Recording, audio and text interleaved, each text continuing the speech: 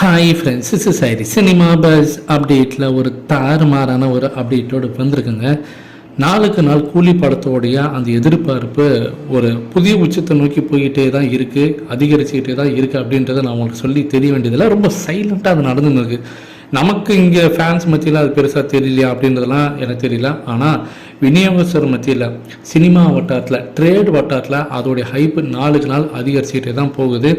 அதுலேயும் குறிப்பாக இந்த வார் செகண்ட் பார்ட்டோட டீசர் வந்து பார்த்திங்களா, அதை பார்த்து நொந்து போன விநியோகஸ்தர்லாம், அதுவும் குறிப்பாக சவுத் இந்தியாவில் இருக்கக்கூடிய கர்நாடகா, கேரளா, ஆந்திரா, தெலுங்கானா, தமிழ்நாட்டில் இருக்கக்கூடிய விநியோகஸ்தர்லாம் வந்து இந்த படத்தை வாங்குறதுக்கு கம்முன்னே இருக்கலாம். கண்டிப்பாக நமக்கு வந்து சேஃப் பெட் வந்து ரஜினி சாரோட படம் தான், ஒரு மினிமம் கேரண்டி கண்டிப்பாக இருக்கும் அப்படின்றதுலாம் அவங்க தெளிவாயிட்டாங்க. அதுலேயும் குறிப்பாக இப்போ லேட்டஸ்ட்டான ஒரு அப்டேட் ஒன்று வந்திருக்கு.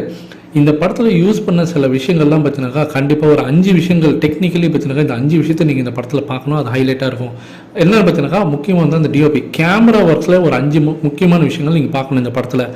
அதுவே ஒரு பெரிய வந்து ஒரு எக்ஸைட்டிங்காக இருக்குது இந்த படத்தில் அப்படின்னு சொல்கிறாங்க. என்ன அப்படின்னு பார்த்தீங்கன்னாக்கா ஃபஸ்ட்டு வந்து பார்த்தீங்கன்னாக்கா அந்த கேமராவோடைய அந்த ஆங்கிள் பார்த்தீங்கன்னாக்கா அவ்வளோ அற்புதமாக கையாண்டிருக்காரு இந்த படத்தோடைய டிஓபி. அடுத்து இந்த படத்தோடைய கலர் கிரேடிங். ஸோ அதை நீங்கள் ஃபஸ்ட்டு அனௌன்ஸ்மெண்ட் வீடியோலே பார்த்துருக்கலாம். அந்த கோல்டுக்கு தனி ஷேட் கலர் கொடுத்துருப்பாங்க, தலைவருக்கு தனியாக அந்த ஒரு கிரே கலர் ஷேட் கொடுத்துருப்பாங்க, அதெல்லாம் நீங்கள் பார்க்கலாம். ஸோ இது ஒரு பக்கம் இருக்குது. அடுத்தது ஒரு வைட் ஆங்கிள் ஷாட்லாம் பார்த்தீங்கன்னாக்கா இந்த படத்தில் நிறைய யூஸ் பண்ணிருப்பாங்க. அது இப்போ சமீபத்தில் வந்திருக்கக்கூடிய அந்த ஒரு கிளிப்பிங்ஸ் வீடியோ வந்து பார்த்தீங்களா.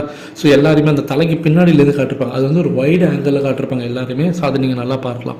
அடுத்தது அனமார்பிக் ஆங்கிள் அப்படின்னு சொல்லுவாங்க, அது ஒரு வித்தியாசமான ஒரு கையாளக்கூடிய ஒரு யுக்தி இந்த படத்தில்.